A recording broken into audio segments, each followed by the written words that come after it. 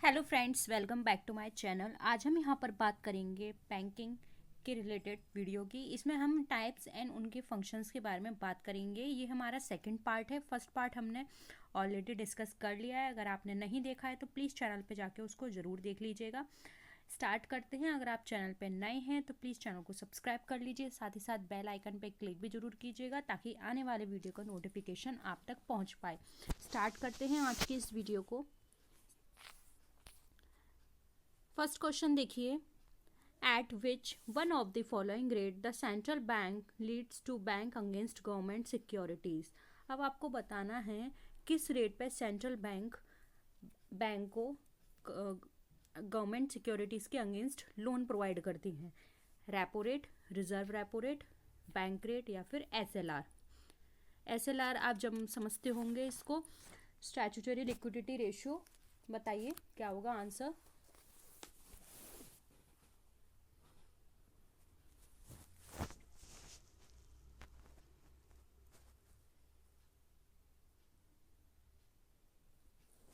देखिए यहाँ पर राइट आंसर होगा option number 1, repo rate.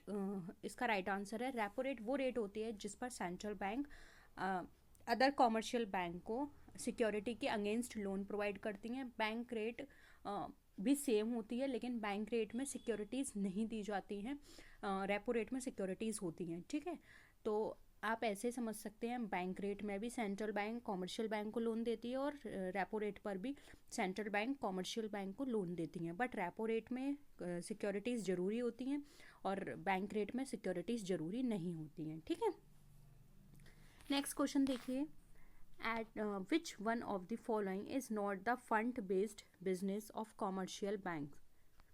Overdraft facility, insurance of letters of credit, acceptance of deposit, RTGS, NEFT transactions. बताइए।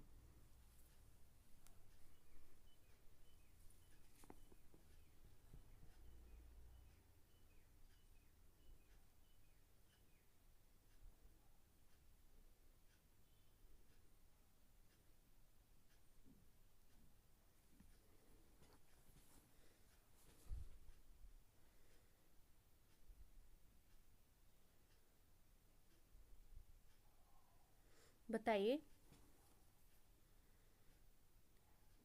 Fund based business इसमें से कौन सा नहीं है। देखिए, ओवरड्राफ्ट फैसिलिटी कॉमर्शियल बैंक्स देती हैं और यहाँ पर ये इंटरेस्ट चार्ज करती हैं। Acceptance of deposit against fund based है। RTGS and NEFT against fund based है। लेकिन insurance of letter of credits ये फंड बेस्ड हमारा नहीं है, इसलिए यहाँ पर हमारा आंसर हो जाएगा ऑप्शन नंबर 2। ठीक है, नेक्स्ट क्वेश्चन देखिए, when RBI reduces CRR it results into.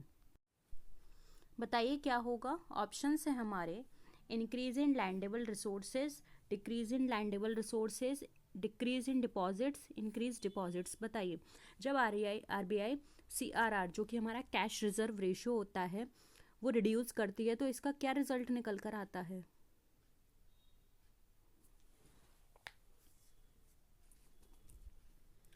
आपने अगर हमारा फर्स्ट पार्ट देखा हो तो वहाँ पे हमने इसे डिस्कस किया था कि आरबीआई दो तरह के मेजरमेंट फॉलो करती हैं फॉर मॉनेटरी कंट्रोल। एक है हमारा क्वालिटेटिव और एक होता है हमारा क्वांटिटेटिव। यहाँ पर हम बात करेंगे क्वांटिटेटिव मेजर की, जिसके अंदर हमारे बैंक रेट फॉलो करती है आरबीआई, सीआरआर हो गया या एसएलआर हो गया, और ये फॉलो किए जाते हैं मॉनेटरी कंट्रोल के लिए। आरबीआई ट्राई करती है कि वो अपने सीआरआर को रिड्यूस करे। अब इसका रिजल्ट क्या होगा। इसका रिजल्ट होगा हमारे लैंडेबल रिसोर्सेज जो हैं वो इंक्रीज़ हो जाएंगे, साथ ही साथ जो एक्सेसिव लोन डिसबर्समेंट है वो पब्लिक को यहाँ पर हो जाएगा। ठीक है, तो यहाँ पर हमारा ऑप्शन के अकॉर्डिंग राइट आंसर हो जाएगा 1, increase in lendable resources. Clear है। नेक्स्ट क्वेश्चन देखिए, banking ombudsman scheme was introduced by RBI with effect from. बताइए, बैंकिंग ओम्बुड्समैन स्कीम बहुत ही फेमस स्कीम है, एग्ज़ाम में बहुत बार पूछी जाती है ये स्कीम। ये कब आई थी। 1998, 1995, 2001 एंड 2005।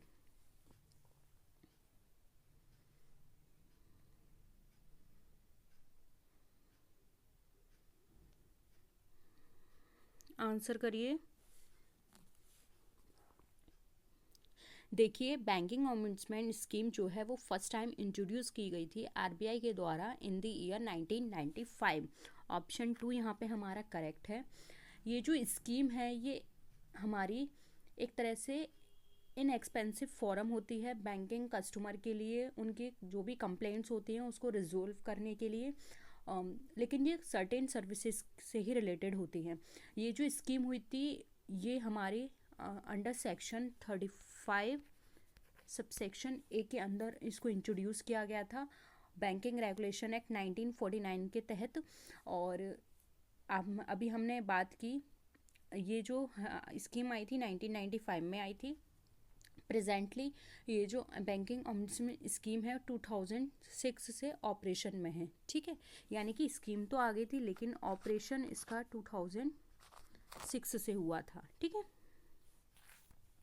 नेक्स्ट देखिए, Which one of the following development financial institution in India has started the special refinance scheme for the resettlement and rehabilitation of voluntary retired workers of the National Textile Corporation of India?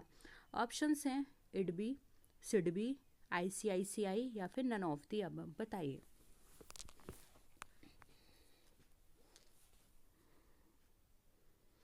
बताइए कौन सा institution है जो special refinance देता है, resettlement and rehabilitation देता है voluntary retire workers के लिए जो टेक्सटाइल से रिलेटेड हैं।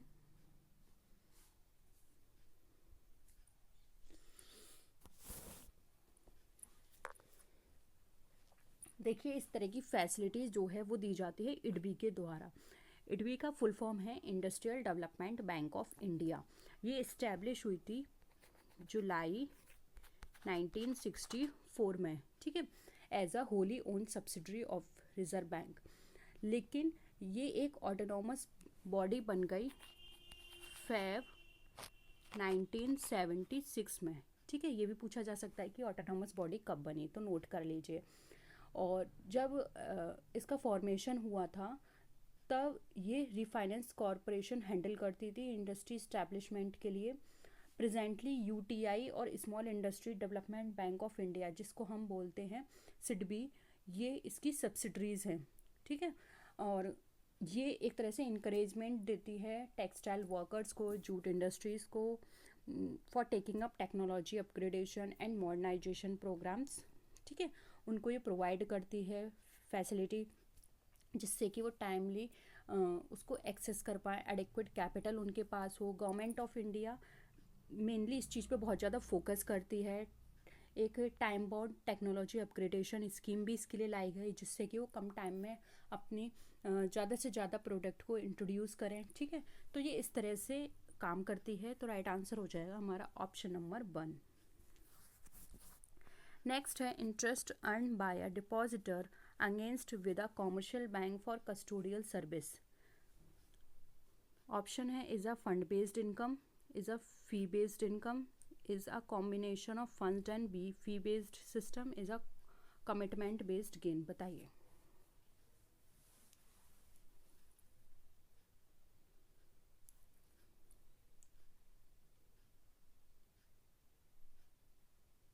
क्या होगा इसका राइट आंसर? हो जाएगा 1 is a fund based income. ठीक है, इंटरेस्ट जो भी अर्न की जा रही है डिपॉजिटर के द्वारा against commercial bank for custodial service, तो ये एक फंड बेस्ड इनकम है। ठीक है, नेक्स्ट है under the cooperative bank structure the apex institution is national cooperative bank, state cooperative bank, district cooperative bank या फिर IDBI बैंक। आपको बताना है कोऑपरेटिव बैंक का जो स्ट्रक्चर है उसमें अपेक्स इंस्टीट्यूशन क्या है।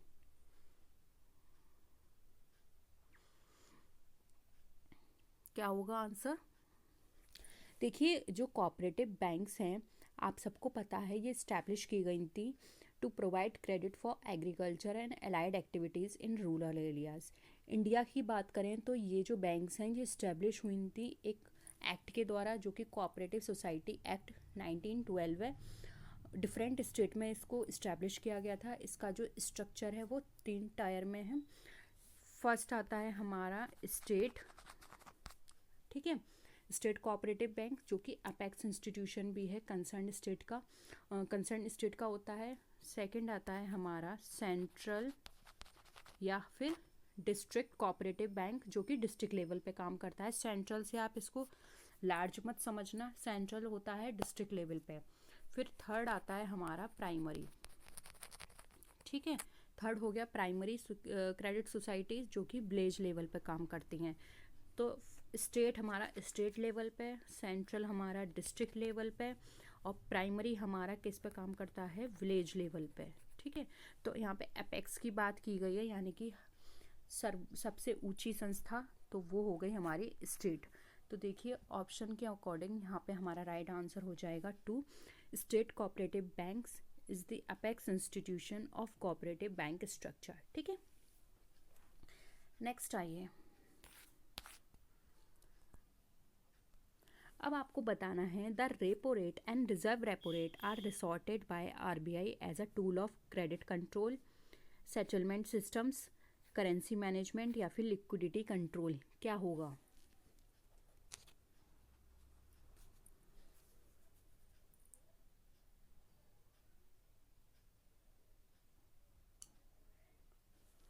बताइए।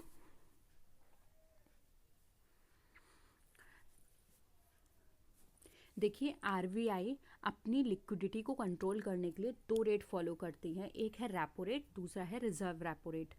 रेपो रेट आपको अभी मैंने बताया था कि रेपो रेट जो होती है वो यहाँ पर क्या होता है, जो हमारी सेंट्रल बैंक होती हैं कॉमर्शियल बैंक को लोन प्रोवाइड करती हैं अगेंस्ट सिक्योरिटीज़, और रिजर्व रेपो रेट क्या होती है, सेंट्रल बैंक लोन लेती है कॉमर्शियल बैंक से, ठीक है, यानी उसका रिवर्स। तो राइट आंसर हो जाएगा option number 4, liquidity control. Next question देखिए, which of the following is not one of the components of international reserve, special drawing rights, reserve position in IMF, monetary gold या फिर money market instruments. क्या होगा answer?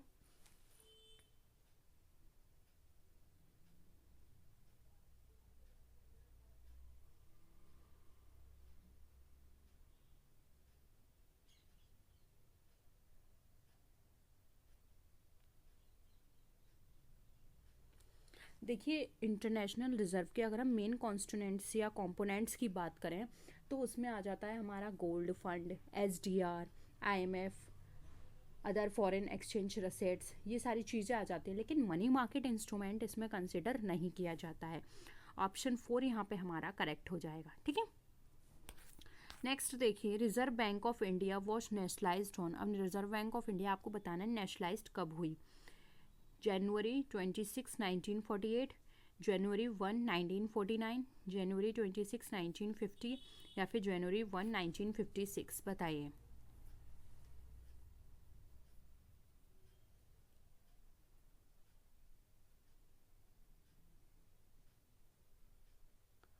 Reserve bank का establishment, ठीक है, और nationalisation, ये दो बहुत पूछा जाता है। इस्टेब्लिशमेंट की बात करें तो अप्रैल 1935 में हुई थी इस्टेब्लिश्ड, और नेशनलाइज्ड की बात करें तो जनवरी 1, 1949 है।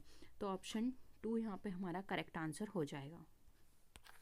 नेक्स्ट क्वेश्चन देखिए, RBI ensures that banks operate within the set norms by conducting inspection and monitoring. First है on site off site, off site on site, on site field, field on site. बताइए।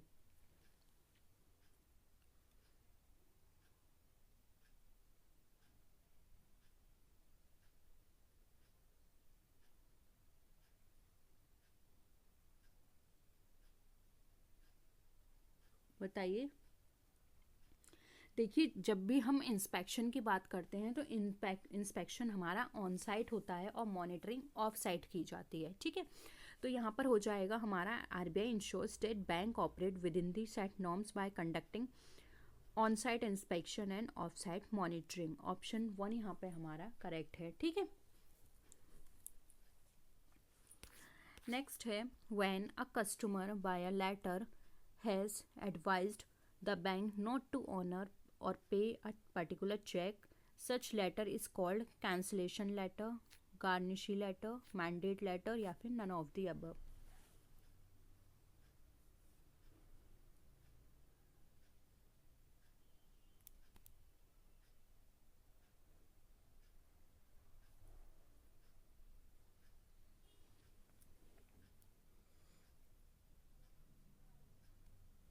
क्या होगा answer?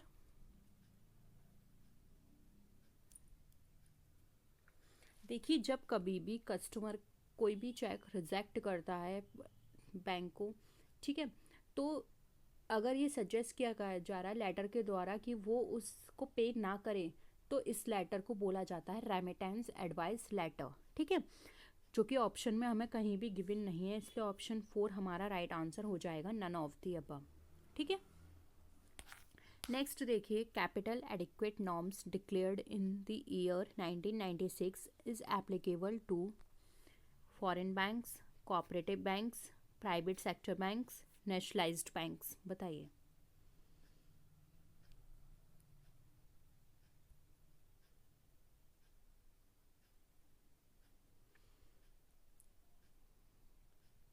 देखिए, यहाँ पे एक और चीज़ mention कर लीजिएगा जिससे कि आप बिल्कुल क्लियर हो जाए, एप्लीकेबल टू ओनली, क्योंकि ये ओनली एप्लीकेबल होती है नेशनलाइज्ड बैंक के लिए। ठीक है, ये जो नॉर्म्स होती हैं ये नॉन नेशनलाइज्ड बैंक के लिए या फॉरेन बैंक्स के लिए नहीं होती हैं, ये सिर्फ अप्लाई होती हैं नेशनलाइज्ड बैंक के लिए। इवन प्राइवेट सेक्टर बैंक्स और कोऑपरेटिव बैंक्स भी ये वाली नॉर्म्स वहाँ पर अप्लाई नहीं होती हैं। ठीक है, तो ओनली टू नेशनलाइज्ड बैंक हमारा यहाँ पे करेक्ट आंसर हो जाएगा, जबकि ऑप्शन में ओनली गिवन नहीं है।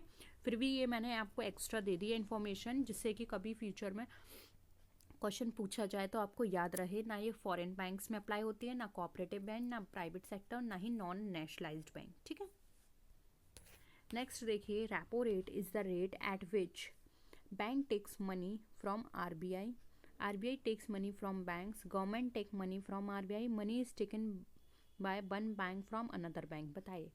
2 बार मैंने ये डिस्कस किया है रेपो रेट का, तो किसी का भी आंसर यहाँ गलत नहीं होना चाहिए। बताइए क्या होगा करेक्ट आंसर।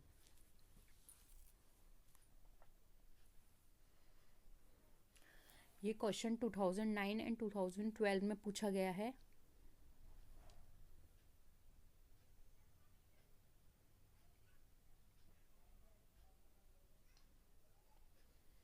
क्या होगा? देखिए, रेपो रेट वो रेट होती है जिसमें बैंक RBI से पैसे लेती हैं अगेंस्ट सिक्योरिटीज।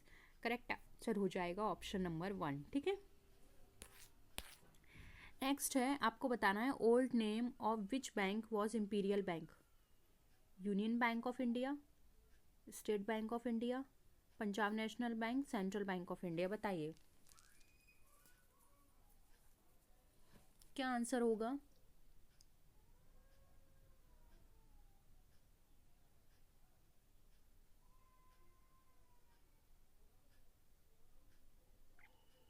बताइए कौन सी बैंक थी जिसका ओल्ड नेम इम्पीरियल बैंक था।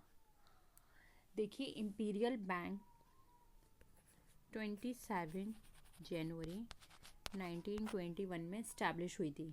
ठीक है, बाद में इसको मर्ज किया गया 3 प्रेसिडेंसी बैंक में, वो सॉरी 3 प्रेसिडेंसी बैंक से मर्ज होके बनी थी imperial bank. Bank of Bengal, bank of Bombay and bank of Madras, ये 3 बैंक थी। ठीक है, उसके बाद इन तीनों को मर्ज करके बनाया गया इम्पीरियल बैंक, और फिर इम्पीरियल बैंक को कन्वर्ट किया गया स्टेट बैंक ऑफ इंडिया में 1 जनवरी 1955 में। तो राइट आंसर हो जाएगा 2 स्टेट बैंक ऑफ इंडिया।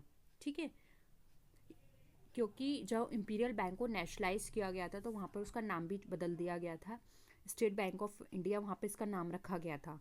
तो ऑप्शन 2 यहाँ पे हमारा करेक्ट है। नेक्स्ट क्वेश्चन है, विच of the following bank is the central bank. Union bank of India, state bank of India, Punjab national bank, central bank of India. बहुत ही simple है, India में central bank कौन सी है?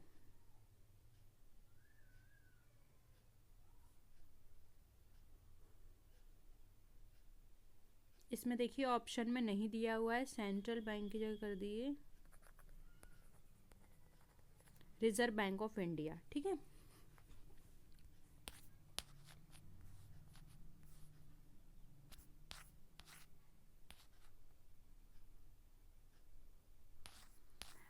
नेक्स्ट देखिए, which of the following are the functions of the central bank? Issue of note currency, credit control, control on commercial banks, all of these.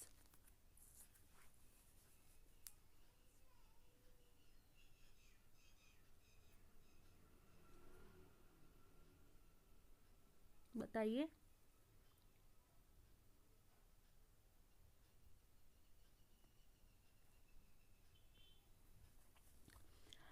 देखिए, central bank का पूछा गया है तो करेंसी इशू करती है, क्रेडिट कंट्रोल भी करती है, कॉमर्शियल बैंक पर भी कंट्रोल करती है, इसलिए ऑल ऑफ दीज हमारा करेक्ट हो जाएगा, ठीक है।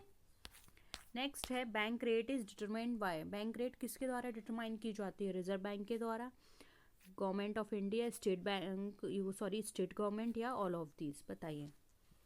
बैंक रेट कौन बताता है?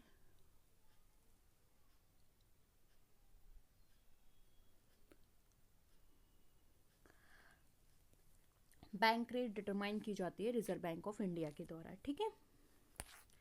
नेक्स्ट देखिए, CRR in C is used for. अब CRR में C क्या है? कस्टमर है, कैश है, कमीशन है, या क्रेडिट है?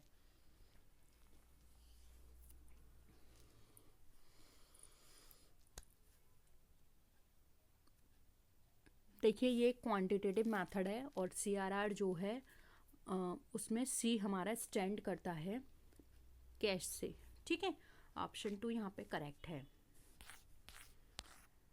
नेक्स्ट है, विच one of the following is not a measure of credit control? अब इसमें से कौन सा क्रेडिट कंट्रोल का मेजरमेंट नहीं है? Bank rate policy, open market operations, credit deposit ratio, या फिर कैश रिजर्व रेशो? अभी हमने मेजरमेंट पढ़े थे क्रेडिट कंट्रोल के, दो होते हैं, क्वालिटेटिव एंड क्वांटिटेटिव। उसमें पूछा गया है, आपको बताना है क्वालिटेटिव क्वांटिटेटिव दोनों में से जो भी मेजरमेंट हैं उनमें से कौन सा ऑप्शंस में नहीं है, बताइए। देखिए, यहाँ पे बैंक रेट की बात करें जो दी हुई है वो तो हमारा क्वांटिटेटिव है, ओपन मार्केट ऑपरेशंस भी क्वांटिटेटिव है, कैश रिजर्व रेशो भी क्वांटिटेटिव, ये सब क्वांटिटेटिव है। लेकिन क्रेडिट डिपॉजिट रेशो ना है तो ये क्वांटिटेटिव है, ना ही ये क्वालिटेटिव है, ठीक है। तो ऑप्शन 3 हमारा राइट आंसर हो जाएगा। अगर आप क्वालिटेटिव भी नोट करना चाहते हैं तो कर लीजिए। क्वालिटेटिव में आते हैं हमारे consumer credit control, rationing of credit, moral persuasion and direct action, ठीक है। नेक्स्ट है, what does the phrase lender of the last resort refers to? IDBI, ICICI, RBI, या IMF? बहुत सिंपल है।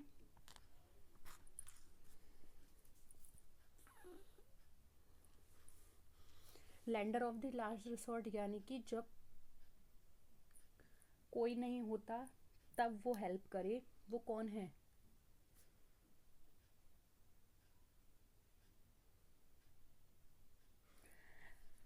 देखिए, वो कहलाता है हमारा RBI। जब कभी भी commercial bank, government of India, even other financial institutions को ज़रूरत होती है तो लास्ट रिसोर्ट की तरह RBI काम करता है, वो उनको लोन प्रोवाइड करता है, ठीक है, फाइनेंशियल हेल्प करता है। ऑप्शन 3 यहाँ पे हमारा करेक्ट है।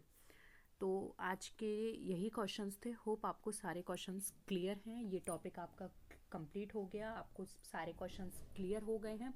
इसमें अच्छे से जो हमने क्रेडिट कंट्रोल के मेजरमेंट पढ़े थे, क्वालिटेटिव एंड क्वांटिटेटिव, उनको अपनी नोटबुक में लिख के अच्छे से याद कर लेना, बहुत ही इंपॉर्टेंट है, बहुत बार पूछे जाते हैं। और आई होप आपको किसी भी तरह की अब कोई भी डाउट नहीं है। कोई डाउट हो नीचे कमेंट सेक्शन में बता सकते हैं। तो नेक्स्ट वीडियो में हम फिर मिलेंगे, तब तक के लिए टेक केयर, बाय बाय।